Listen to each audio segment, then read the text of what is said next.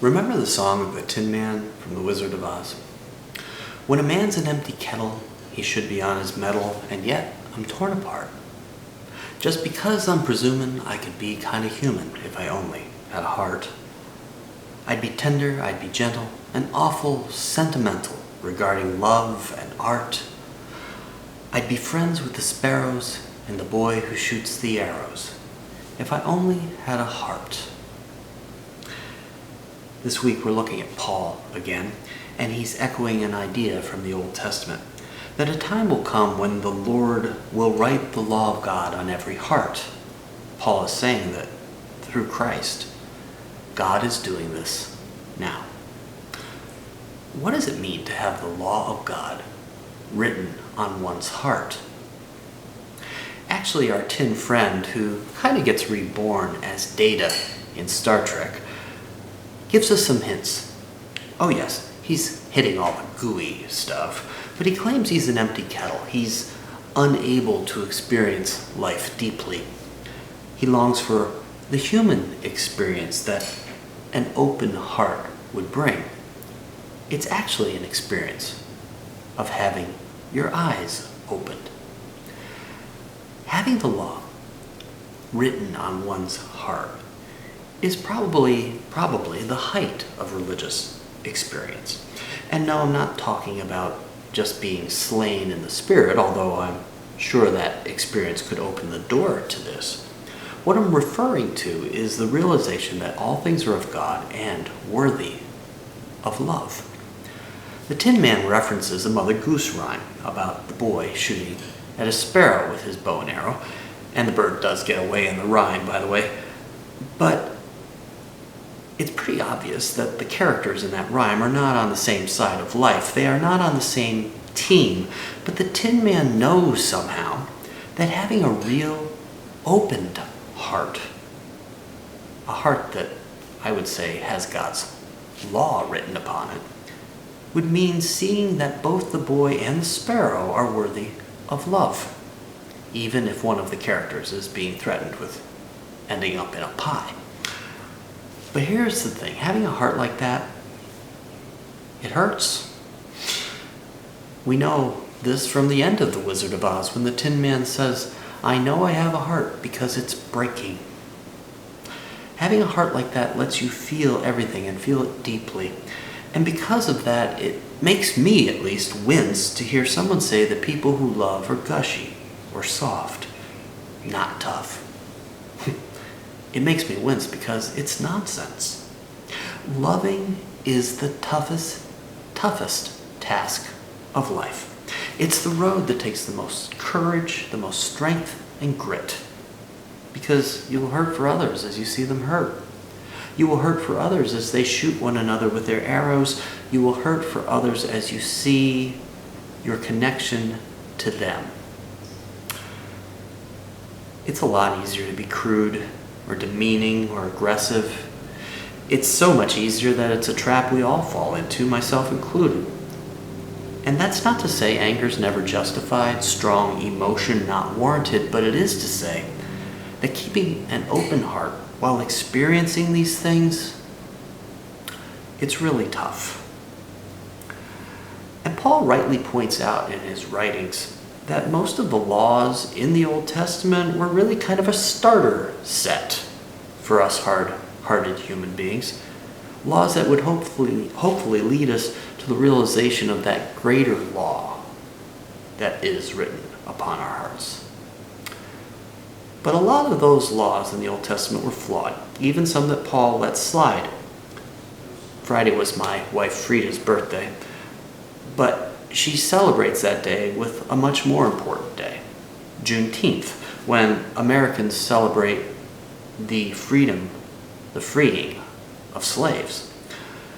Old Testament law supports slavery. Jesus doesn't really say anything about slavery in the Bible, though he actively assumes the role of a slave sometimes and says that those who act as the least of all will be the greatest.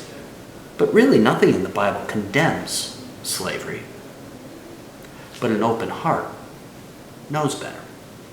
An open heart, a heart that has God's law within it, realizes that sometimes that law trumps what's in the good book. But because it's hard to live with an open heart, our instinct can become to protect ourselves a lot of the time. In the 1890s, football equipment started getting serious. Spalding and Victor started producing leather pads to protect shoulders and knees and thighs and hips.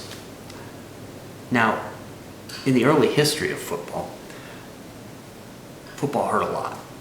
It always has hurt a lot.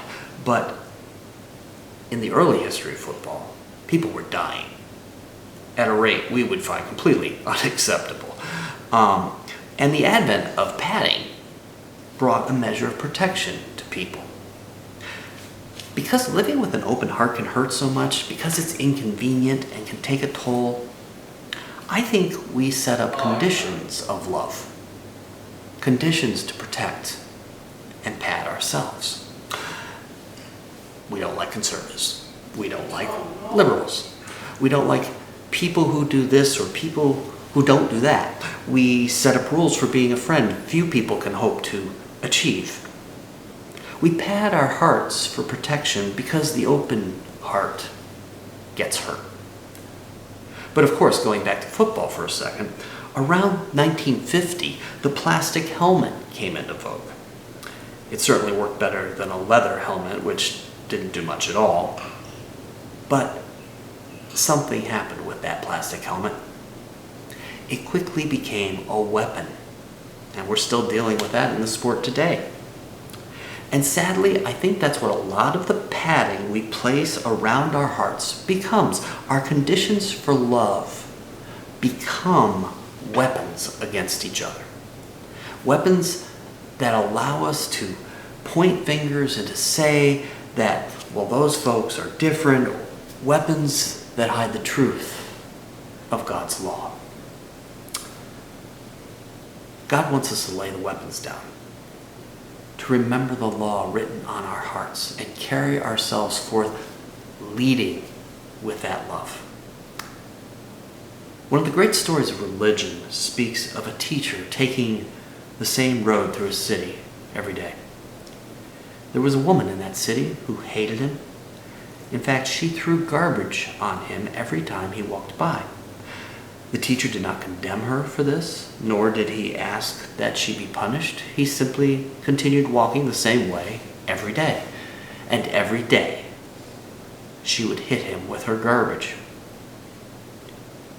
But one day she wasn't there, and several garbage-free days passed. But instead of rejoicing, the teacher sent his disciples out to find her. And sure enough, they found that she had fallen ill and no one was there to take care of her. And so he brought her back into his care, and he and his community nursed her back to health. And she finally understood his message of love and peace. That teacher was Muhammad, the founder of Islam. I believe the love of God, the love of Christ, has been written upon our hearts. We need to lean into life, leading with that love, without the weapons. Of course, sometimes we have to protect ourselves, but when we do that, we should do it consciously. And even do that with love. The way of the future, if it is to be bright, will come through this love. And we have the calling and the duty to carry that message. Peace.